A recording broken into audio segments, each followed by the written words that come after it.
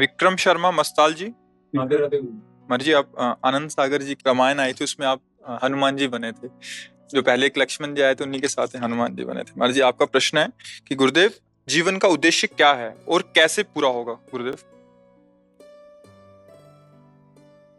हनुमान जी महाभागवत ज्ञानिनाम अग्रगण्यम जितेंद्रियाम बुद्धिमान वरिष्ठम अतुलित बलधामम।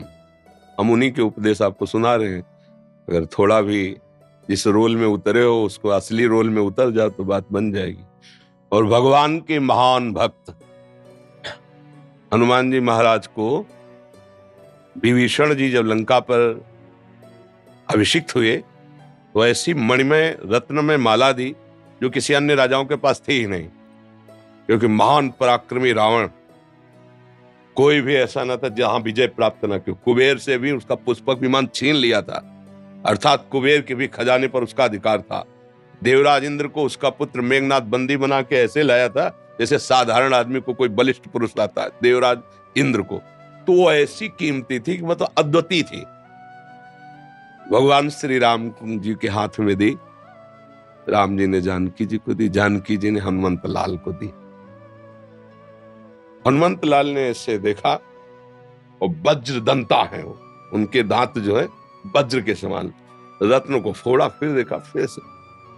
तो विभीषण जी को लगा कि इतना कीमती माला और ऐसे, तो मुस्कुराहट आ गई। तो हनुमान जी ज्ञानी नाम अग्रगण्यम, उनका मुस्कुराए क्यों विभीषण जी? तो उनका हनुमंत लाल आपने इतना कीमती माला। तो उनका मैं देख रहा हूं कि कीमत तो केवल नाम की होती है, राम राम राम। इसमें है ना वो कि नहीं है? नहीं है, हमारे लिए बेकार है। तो उनका जिसमें राम नहीं उसकी कीमत नहीं, बिल्कुल नहीं। तो इतना विशाल का शरीर आप धारण किए हो, क्या इसमें राम नाम है?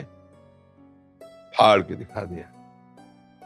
सिया राम जी विराजमान, रोम रोम से निकल रहा है राम राम राम राम।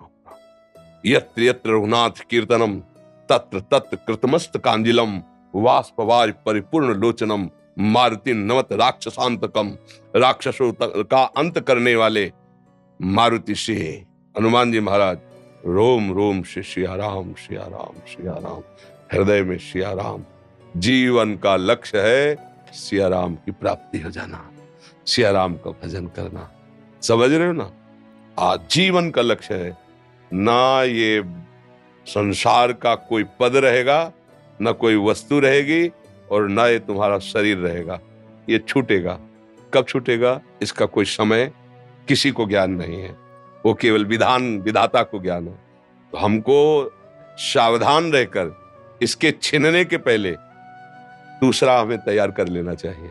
जैसे बुद्धिमान आदमी, उसको पहले सूचना मिल जाए कि सरकारी बंगला खाली करा लिया जाएगा, इतनी कमाई करो कि फौरन उससे अच्छा बंगला तैयार कर लो, तो आपको छोड़ने में कोई परेशानी नहीं होगी। समझ रहे हो?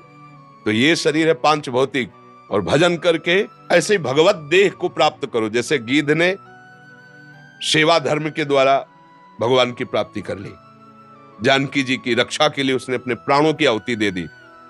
तो गीध देह त्याजी धरि हरि रूपा, भगवान के धाम को भगवत स्वरूप होकर के दिव्य देह की प्राप्ति। तो पार्थिव देह की सार्थकता है कि हम अब आगे जन्म न हो, दिव्य देह प्राप्त करके भगवान की सेवा में पहुंचे। जो रोल किया है वही अनुभव हो जाए कि मैं भगवान का दास हूं, नित्य मेरे स्वामी भगवान सिया राम है। जीवन की सार्थकता यही है।